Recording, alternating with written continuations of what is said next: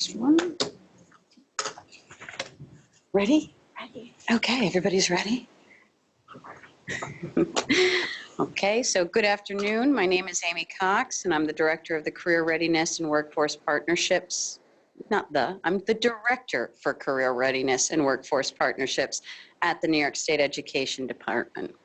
I'm joined tonight by Mary Beth Casey, the Director for Curriculum and Instruction, and our staff, Michael Lamastra, Michelle Muscadera, Celie Rueda, Melissa Welts, and our friend Jeff Moretti in the back. Thank you for coming to this afternoon's public hearing for the Strengthening Career and Technical Education for the 21st Century public hearing, or Perkins 5, four-year state plan. Before we begin, I would like to explain the guidelines for this hearing. First, this is not a technical assistance session.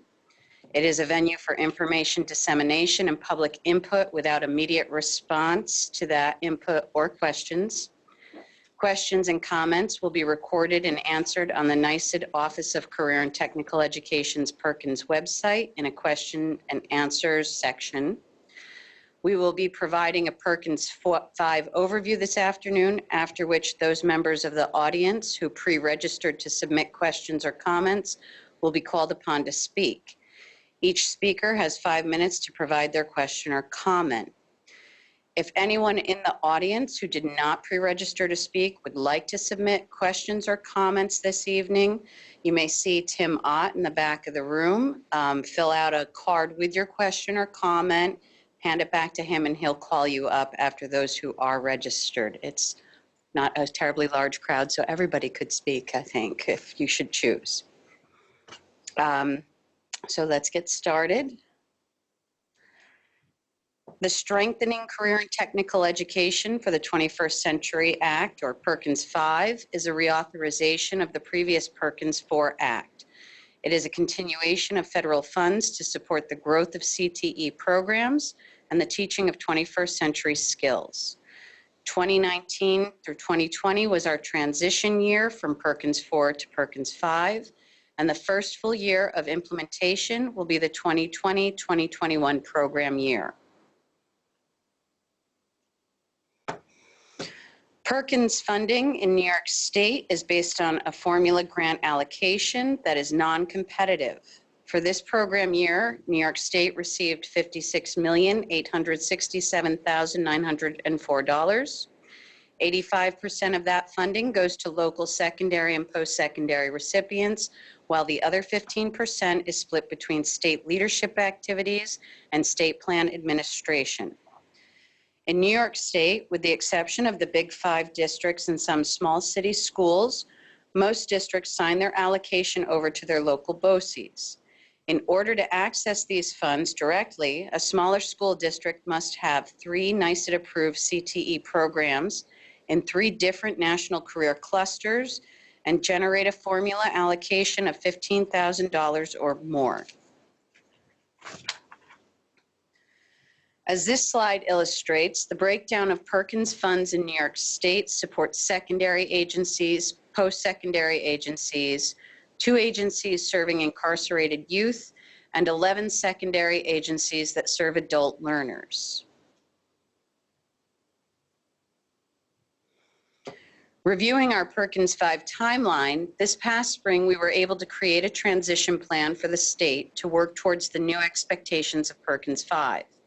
A revised application was used by applicants for the 2019-2020 program year, so they could begin to use funds for program evaluations, targeting special populations within their programs, professional development for their staff, and to increase work-based learning opportunities for their students. The transition plan and local application were approved by the New York State Education Department's Board of Regents and the US DOE in the spring of 2019. We then revised the performance targets that will be utilized beginning in the 2020-2021 program year. The secondary level performance targets align with New York's ESSA plan for 4-year graduation rate, English language arts proficiency, mathematics proficiency, and science proficiency. The post-secondary level targets were consolidated from 6 to 3 and include retention and placement, attainment of industry-recognized credentials, and non-traditional enrollment.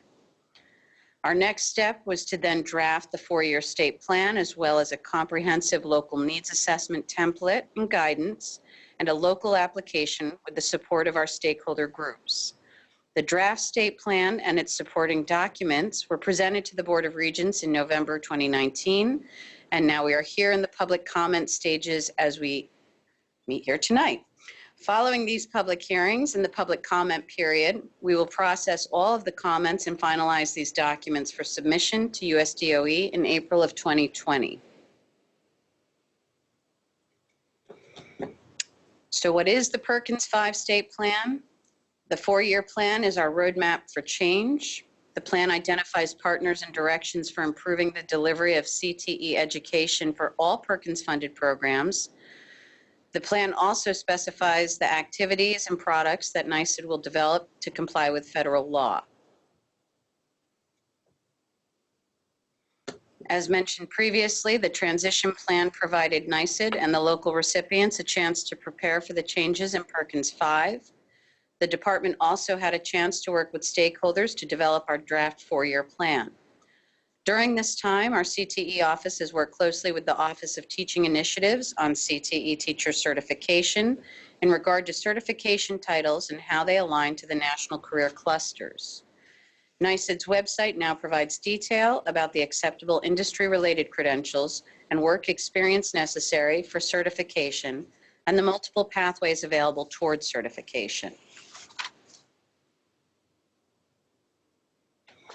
The CTE office has also worked with our Office of Information Reporting Services to revise the data reporting procedures. This work has been in consultation with the regional information centers so that it aligns with new Perkins data reporting requirements while reducing the burden on school districts. A CTE advisory panel has also been created as a primary stakeholder group. This group of professionals from around the state is made up of representatives from both secondary and post-secondary agencies. They will convene for quarterly work sessions where they will advise NYSED on the implementation of the four-year plan.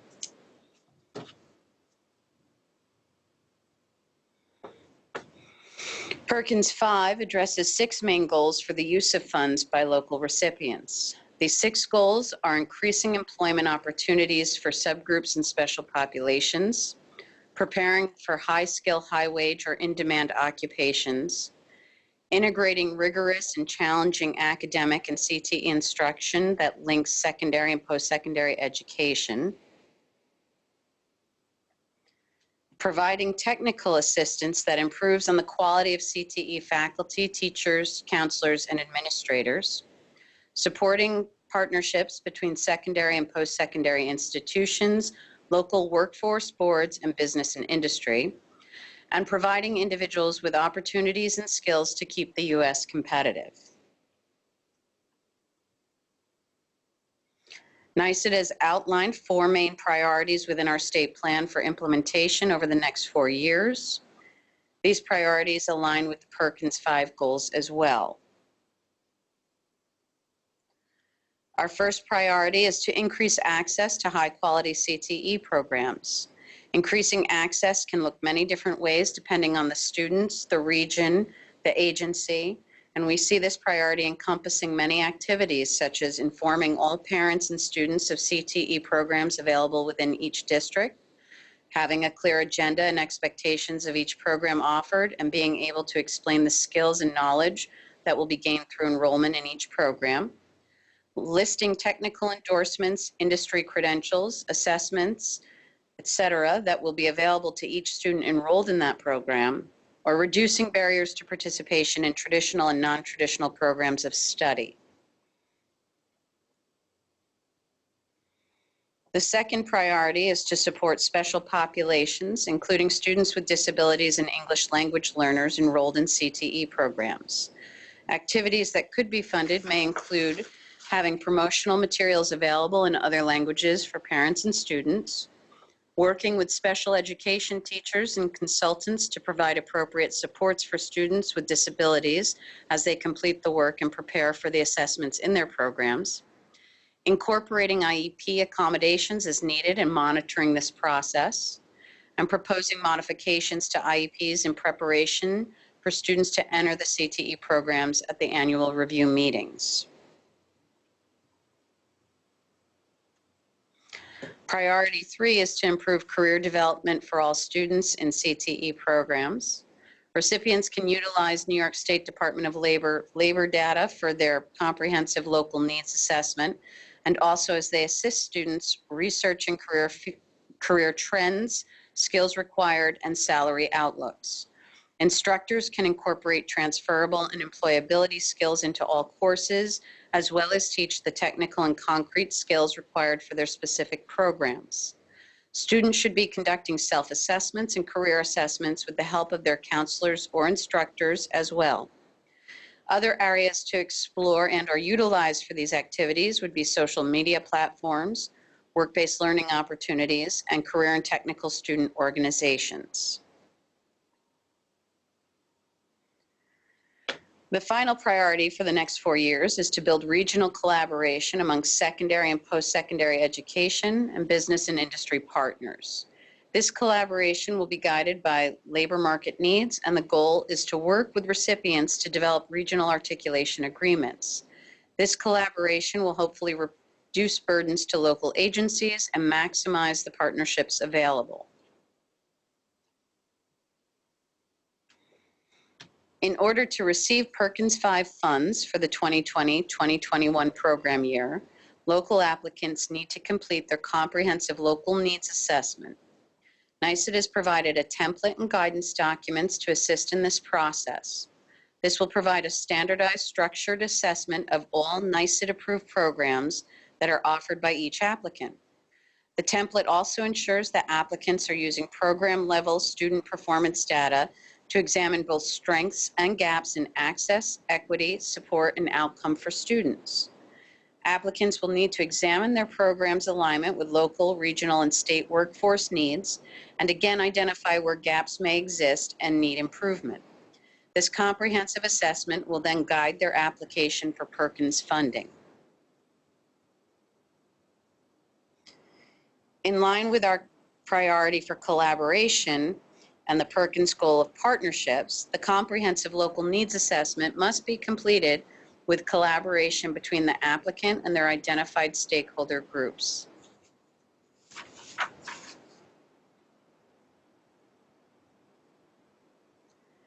The evaluation process will drive the local application so that funding is targeted towards needs identified using data and will strengthen CTE programs for local recipients.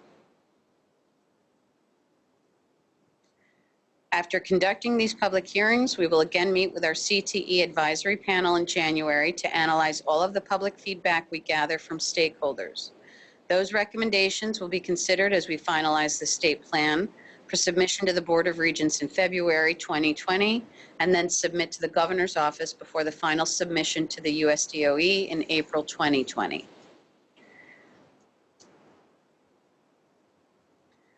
Links to our other hearings, as well as the Perkins-related materials, can be found on NYSED's Career and Technical Education page, as well as our CTE Technical Assistance Center's webpage. Oh, I've done something wrong.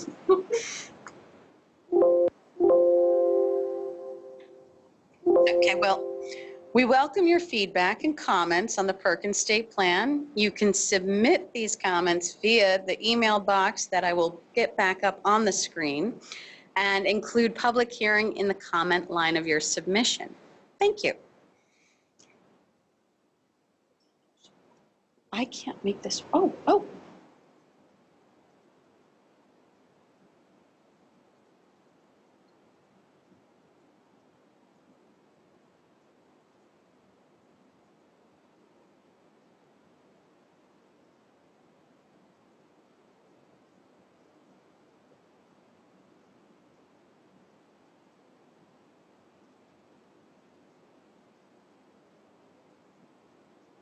I apologize. Technology will inevitably fail in my presence, so.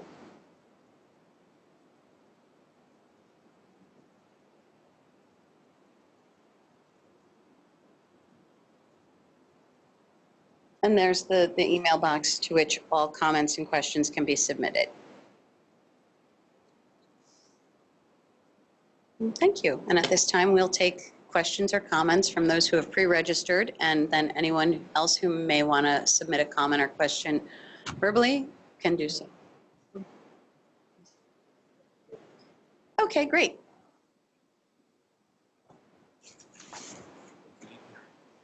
I'm here on behalf of NICE and thank you for this opportunity to share our comments about Perkins 5 and the state plan. As you know, career technical education approved secondary programs are delivered in various formats and venues throughout the state. In coordination with our component school districts and local educational agencies, these programs are offered by the BOCES in half-day programs for 11th and 12th grade students in our urban public schools, as well as comprehensive programming in the Big Five. Perkins funding is necessary to ensure the continued success of all of our K-12 CTE students to meet the needs of industries and communities in New York State.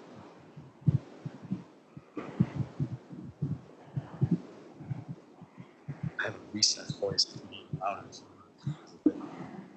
Okay. Our comments specifically address the 7 steps within the CLNA guidance document. The following are questions or considerations from our NICE colleagues.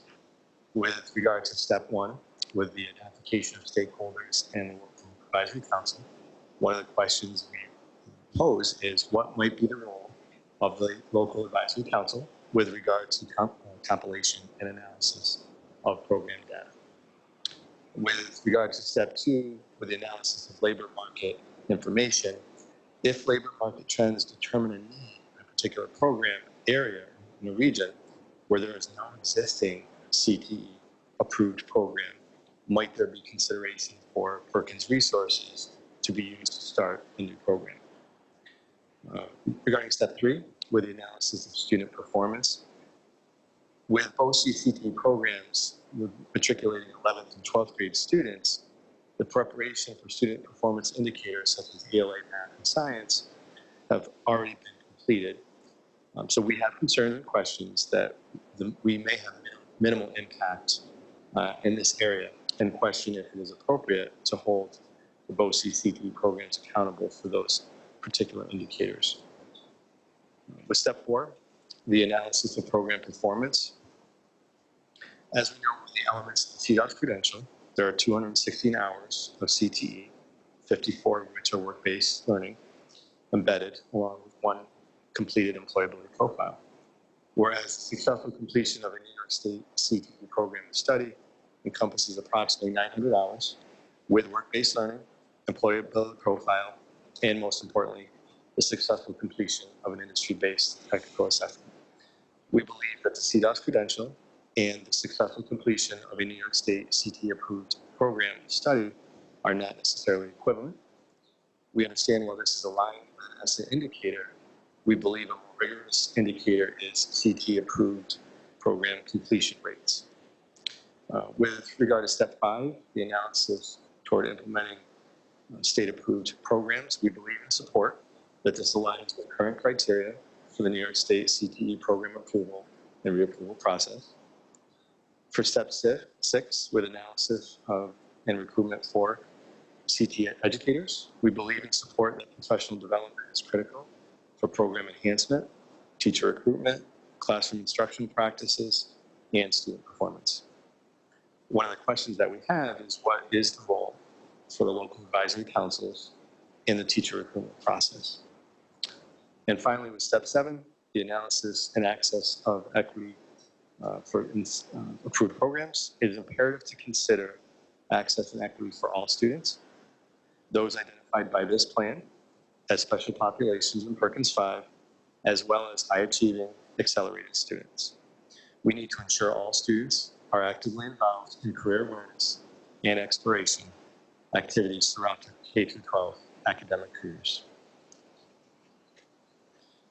We recognize the monumental task to coordinate the state Perkins plan, especially in a relatively short period of time.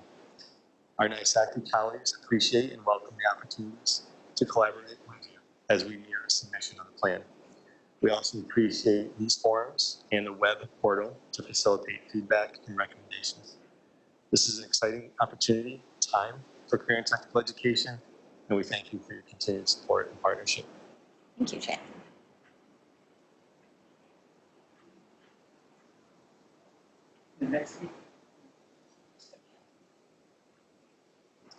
Good evening. Thank you for this opportunity to share with you some of our thoughts. My name is Nancy DeStefano, and I serve as Assistant Superintendent for Instruction Programs for the Washington, Saratoga, Hamilton, and Essex BOCES. Our BOCES serves 31 compliant school districts with about 32,000 students. The WSAH BOCES appreciate the opportunity to comment on the New York State Perkins 5 draft state plan. As a general, we support the changes in the Perkins reauthorization, and we truly believe that the draft plan for New York State has many strengths.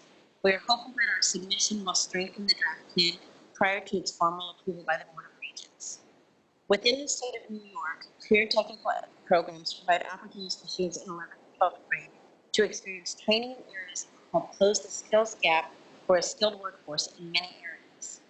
Like many areas, the region covered by the WSWHE BOCES is experiencing a shortage of skilled laborers in many industries that help our communities thrive. The strength of our career technical education programs are a key part of the solution to close that gap and to support the business partners in which our regions crosses New York State. Our BOCES supports the statement provided by the New York State Association of Career Technology Education that Mr. Tiger just read. However, we do have a few concerns about the current draft plan that we wish to bring forward for your consideration. First, I would like to address the performance indicators outlined in the draft plan. While the indicators are not inappropriate, some are not areas in which BOCES has much impact on. Students only attend the CT programs offered by BOCES for half of a day during 11th to 12th grade, as Mr. DeTragary pointed out. The indicators identified may not be a true representation of the success students have in CTE or a quality indicator for BOCES CTE programs, but rather that of the home district of students. The fact that the BOCES will now be held accountable to these standards, we recommend that the department provide additional guidance on how BOCES will respond to indicators that may or may not be fully under our control, or provide additional guidance on how BOCES will or will not be responsible for indicators that may not be under our organization's direct control. Secondly, we believe that a few areas may need some additional research or consideration. The state-determined performance levels and targets outlined in the draft document are concerning with regard to the baseline data specified in the plan and potentially the targets. As we know, due to no fault of the department, performance or baseline data about specific BOCES or BOCES programs are not available at this time, making the identification of baseline data for the specified targets difficult at best. We believe that the additional due diligence is needed to ensure that the baseline targets are representative of the actual reality. We would ask the department to reach out and survey the field to determine if the baseline data and the developed targets are accurate and or achievable. With that being said, we understand and support the need for the state to develop rigorous indicators and or targets.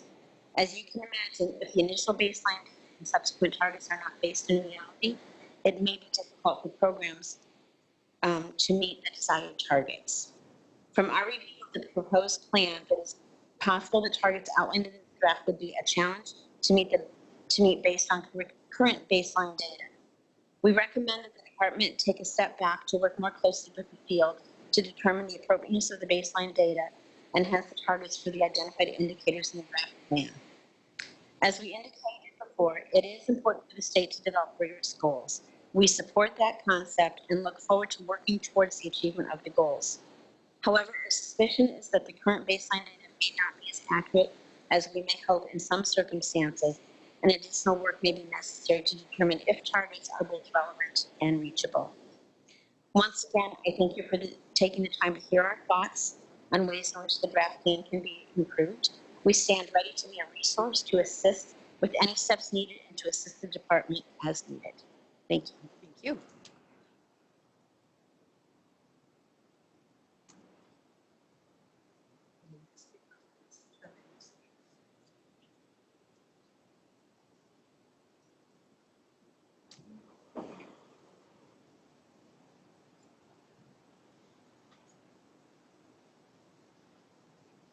Hi, I'm from Terry McSweeney from NYSA, and we'll be submitting written comments for in the future on this. But I just had one question that were addressed by both previous speakers, and that was with the indicators for accountability and why CTE assessments, which many of the industry and national assessments weren't considered as indicators, and any of the career readiness skills important for industry partners weren't considered in those accountability indicator factors.